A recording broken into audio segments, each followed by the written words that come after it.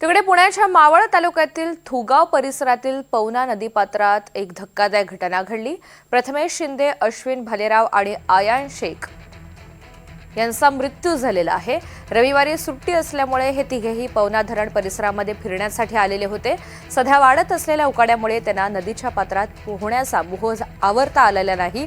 मात्र पाण्याचा अंदाज न आल्यामुळे तिघेही पाण्यात बुडालेत। माहिती जाणून घ्या, सूरज कसबे आपल्या सोबत आहे। सूरज, इथे ही नेमकी घटना कशी घडली आहे?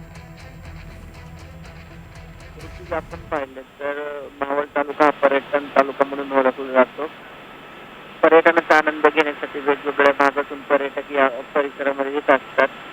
तुगाव जे गाव आहे त्या गावामधील पवना नदीच्या पात्रात उकड्याने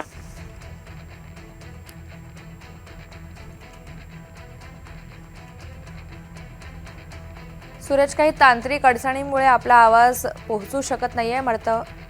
वाढत्या उष्णतेमुळे नदी नाल्यामध्ये पोहताना आता पर्यटकांनी सावधगिरी बाळगावी असं आवाहन या घटनेनंतर पोलिसांनी केलंय।